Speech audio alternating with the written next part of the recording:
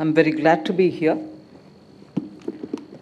Let me begin by congratulating the Indian Navy and its knowledge partner, the National Maritime Foundation, for the perseverance and success with which these annual editions of the Indo-Pacific Regional Dialogue have been conducted since their inception in 2018. I recall that at the inaugural session of the IPRD in its first edition, I was privileged to have delivered the commemorative address as the Defense Minister of India. I am very pleased to be back 5 years down the line, this time as the Finance Minister, and to find the IPRD has indeed gained considerable traction and is fast establishing itself as the maritime version of the Raisina dialogue. India has a rich heritage of maritime trade and shipbuilding. Our country's 7,500 kilometers long coastline has been deeply intertwined in shaping cultural, economic, and social evolution over the millennia. The ancient Harappans were excellent seafarers, reaching as far as Mesopotamia and establishing ties with distant civilizations through the Persian Gulf. I'm not referring to the Cholas, who also did similarly towards the Southeast Asian countries. The discovery of active artifacts like the Persian Gulf seal in the ancient port town of Lothal and Indus seals in Mesopotamian cities are clear statement to our ancestors' maritime acumen and also serve as enduring proof of our maritime trade connections with regions like Mesopotamia. India's stature as a great maritime power is also borne out through ancient treatises and scriptures such as the Arthashastra, the Prayagraj pillar, the inscription on that pillar of Samudragupta, and observations of foreign travelers like the Chinese monks Fa Hian and Huan Sang. India's blue economy, which accounts for roughly 4% of India's GDP, represents a sea of opportunities. India has 9 states and 4 union territories situated on the coast, 12 major ports and 200 non-major ports situated along its coastline, and a vast network of navigable waterways for international and domestic trade. The industry in India provides over 2 lakh direct and indirect employment, which is only expected to grow. According to the UNCTAD, India was the second largest exporter of ocean-based goods and services among developing countries in 2020. The theme of this year's edition of the IPRD, which is geopolitical impacts upon maritime connectivity, is particularly a relevant one, given the geopolitical impacts that are being generated by ongoing geopolitical turmoil in several parts of the world. At this moment, I wish to thank Admiral Karambir Singh for having given me a wonderful book in the recent past, which actually is a book many of you all would have read, but expands into what these geopolitical turmoils are doing in terms of trade, in terms of economic dominance, and also how nations are trying to rule the waves. I'm referring to To Rule the Waves, the book written by Bruce D. Jones. He clearly demarcates, and which is a relevant thesis, I would think, he clearly demarcates that economic dominance, changing climate conditions, and also military power and dominance in military power are the 3 features which today govern everything that is happening in the oceans. And countries are vying with each other and at the same time trying to navigate the narrow difference which exists between dominance and being at par with one another if there are comparable powers. So the examples taken are very significant, and I'm sure you'll have the opportunity to review the book. But what interested me was the way in which India's position and India's navigation skills, not so much on the waters themselves, but in the political strategic sphere, how economic dominance has not allowed us to forget there are complications in relationships. And this author clearly refers to the differences that exist, but yet when it comes to trade, you look the other way and get going with your economic relationship as well, taking the example of the United States of America's relationship with China and India's relationship with China as well, both being examples where the economic dominance, changing climate conditions, and your political and military power equations all rule in deciding how you would handle the matters. Thank you for giving me the book. And yet, amidst the gloom of supply chain disruptions, the economic turbulence generated by contemporary conflicts that impact the Indo-Pacific, irrespective of whether they are occurring in relatively distant Ukraine, which the Australian official has referred to, or in relatively proximate Israel or Yemen. And despite the palpable tensions prevalent in the South and East China Sea, the Indian economy stands out as a bright spot. In this, our 75th year of independence, India's economic growth is estimated to be just under 7%. This is highest among the major economies. Even according to the usually conservative estimates of the IMF, the Indian economy is set to emerge as the world's third largest economy by 2027, hopping over Japan and Germany as its GDP crosses the $5 trillion level. By 2047, India aspires to be a developed economy.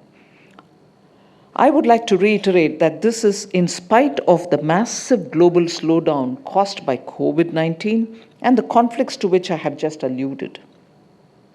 The Indian economy is therefore on the right track, and despite a time of changes, it is heading towards a bright future. A major requirement for this global growth is vibrancy, efficiency, and sustained growth in India's trade. Being blessed as we are with one of the largest peninsulas, second only to the Arabian Peninsula, which is shared by 9 countries, unlike our peninsula, all of which are India's own. We are, in all intents and purposes, an island nation in that sense, with 95% of external merchandise and the trade of external merchandise by volume and 67% of value flowing over the seas. Maritime connectivity in general and maritime trade connectivity in particular will therefore have to become areas of our most unwavering and sharpest focus. It is in this context that this ongoing conference has such great relevance to our national and regional policy making.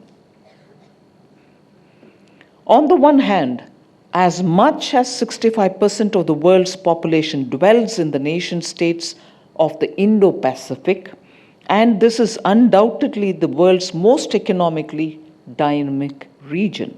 It accounts for a staggering 47.93 trillion worth of economic activity annually.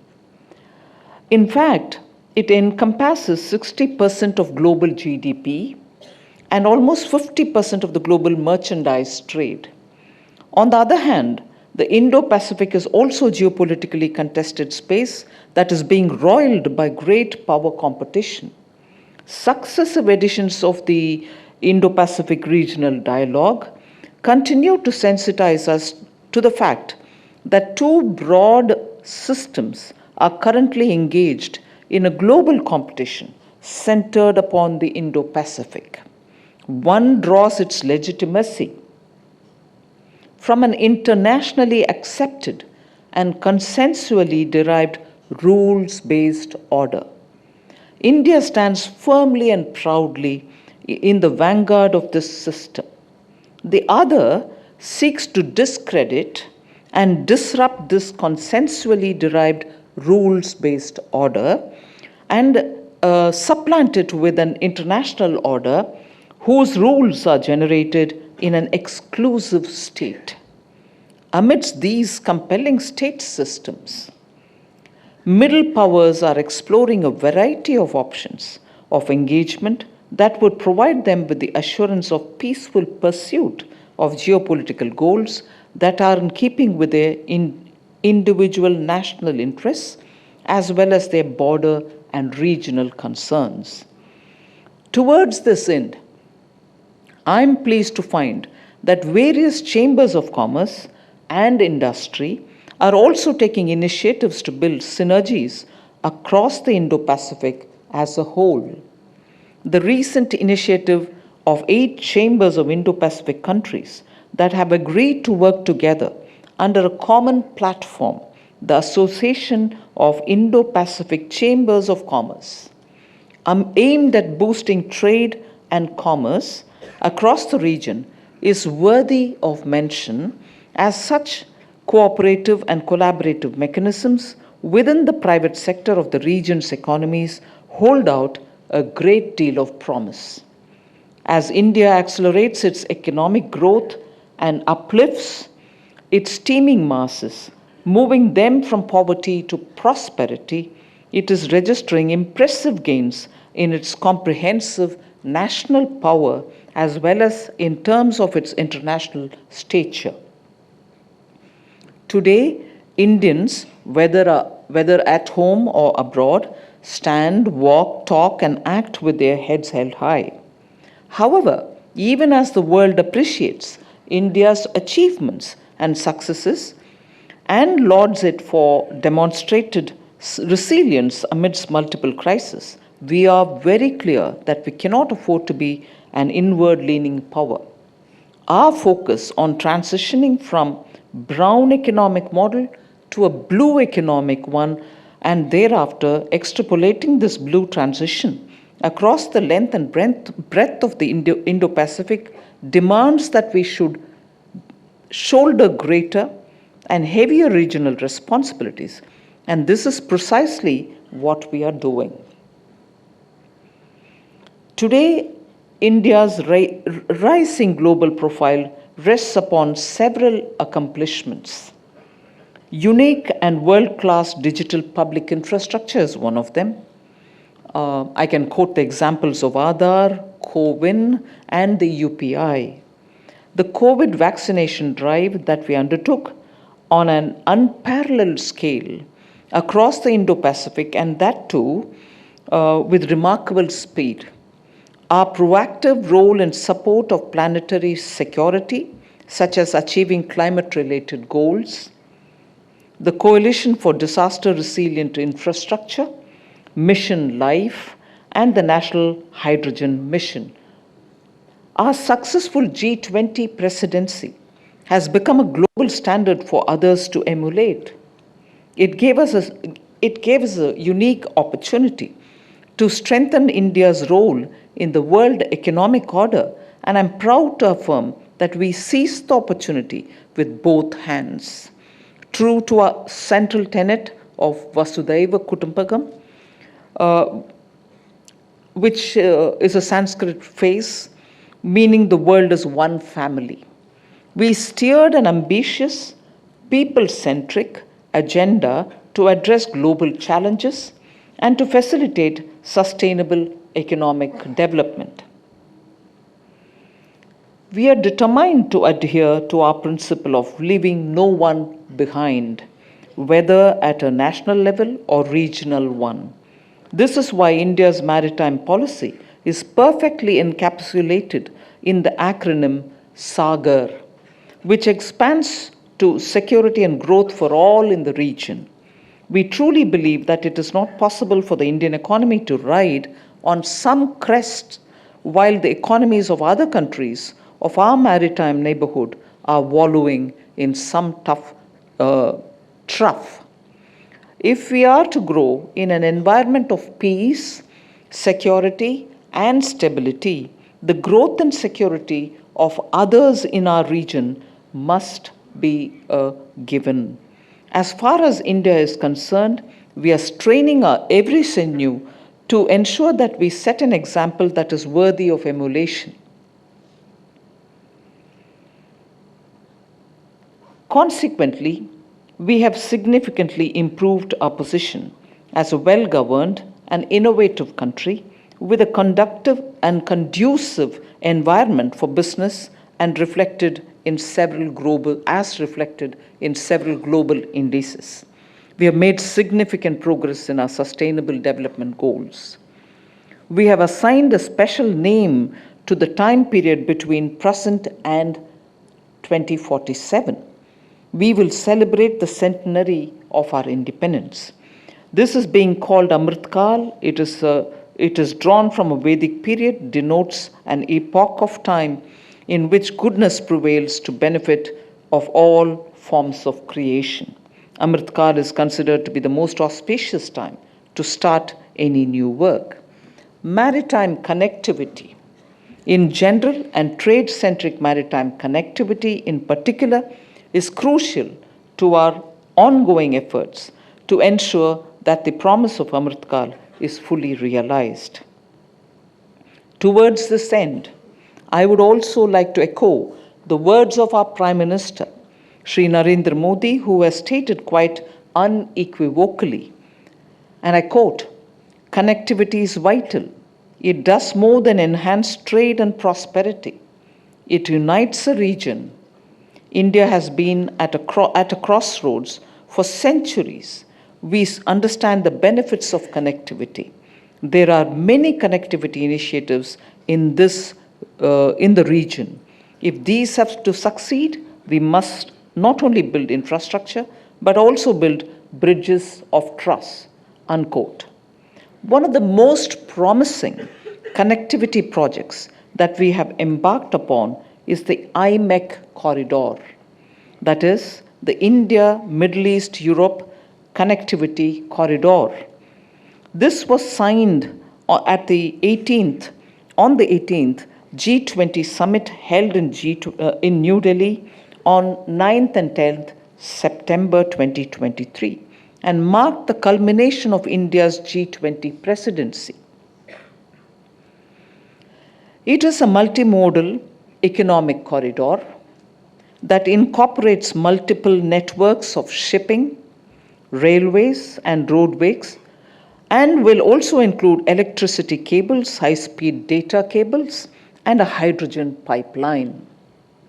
The IMEC begins with what we might call the Eastern Corridor, which is predominantly maritime in nature. This will connect Indian ports such as the Jawaharlal Nehru Port Authority, Mundra, Kandla, which is in Gujarat, with West Asian ones such as Fujairah, Jebel Ali, and Abu Dhabi in the UAE, and Saudi Arabian ports of Dammam, Ras Al Khair, and Guwaifat. Then there is a rail segment that will continue the IMEC and provide connection to the Saudi Arabian cities of Haradi and Al Haditha, onward to port of Haifa in Israel. The final segment, which some call the Northern Corridor, will once again be a maritime segment, connecting the port of Haifa to the Greek port of Piraeus and from there on to Europe. Thus, the IMEC will create a reliable and cost-effective cross-border ship-to-rail transit network to supplement existing maritime and road transport and facilitate trade and connectivity, leading to the economic integration of South Asia, West Asia, and Europe and the Middle East. You would, and I'm very certain, agree that IMEC will be a win-win situation for all states involved as it enhances transportation efficiency, reduces logistic costs, increases economic unity, generates employment, and lowers greenhouse gas emissions, contributing to a cleaner, safer, better world. However, it is not without its geopolitical challenges, and the ongoing conflict in Israel and Gaza is worrying manifestation of these. Finally, let me reiterate that India is entirely conscious of the fact that over the foreseeable future, India's comprehensive national power is going to remain inextricably linked to the ocean. We are seized of the pressing need to grow the maritime sector as a whole, and our government is determined to provide the requisite support by way of fiscal policy and financial outlay. We seek to position India as a hub in new and diversified supply chains and value chains across the Indo-Pacific and indeed across the world. Towards this end, I'm happy to inform you that all sectors of the government are responding exceedingly positively to our new financial policies. This is equally true in the case of multiple facets of the maritime sector as a whole, from fisheries to maritime mineral exploration, from ports and shipping, including shipbuilding and ship repair and ship recycling, to maritime tourism, and from conventional energy to harvesting of ocean renewable energy resources. The results are uniformly encouraging. Let me close by drawing attention to just one aspect of the maritime sector, shipping, and highlight just a few of the results that are emerging from the fiscal policy support measures that are being provided. In terms of international shipments, our global ranking has risen from 44th place in 2014 to 22nd rank in 2023. Similarly, as per World Bank's Logistics Performance Index Report 2023, the turnaround time of the Indian ports is now just 0.9 days, 0.9 days, which is lower than ports in established maritime centers such as Singapore, UAE, Germany, and the USA, Australia, Russia, and South Africa. Our experience of the maritime manifestations of COVID-19 pandemic has led to shipping insurance too becoming a particular area of policy focus. On the one hand, a marine cargo pool has now been created with the full support of IRDAI, that is the Insurance Regulatory and Development Authority of India, and domestic insurance companies to support maritime trade. On the other, India is improving its strength in shipping arbitration, and in order to reduce India's vulnerability to international sanctions and pressures and to provide greater strategic flexibility in shipping operations, we are setting up a full-fledged Indian-owned and India-based protection and indemnity, P&I, popularly known as P&I, entity that will additionally provide protection to coastal and inland shipping. This opening session of the IPRD 2023 quite aptly focuses our collective attention on ports as the nodes of international trade, as well in terms of port-led development, which is the need of the hour for many of the coastal and island states of the Indo-Pacific. India is no exception, and our fiscal policy both recognizes and fully supports this. As many as 31 projects have been identified in 9 major ports for monetization under the National Monetization Pipeline launched in 2022 with a total estimated capex of 14,483 crore Indian rupees, which is about 1.74 billion US dollars for the year 2022 to 2025. To conclude, Excellencies, ladies and gentlemen, clearly Maritime India is on the move. On the buoyant note, let me draw my address to a close and thank the Indian Navy and the National Maritime Foundation for their excellent work and for providing me this opportunity to share some of my thoughts with all of you. Thank you very much. Jai Hind.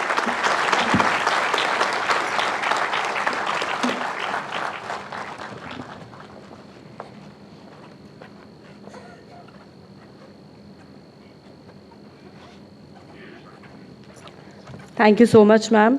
Excellencies, ladies and gentlemen, I'm privileged to request the Honorable Finance Minister to honor us by releasing the 2023 edition of the Maritime Perspective 2023. This is a thematically arranged annual publication of the NMF and provides a researcher a ready-to-absorb set of high-quality research articles that have been produced by the scholars of the Foundation. The title of this edition is Maritime Security Dynamics in the Indo-Pacific, Strategies and Trends. May I request the Honorable Minister to honor us by releasing the book.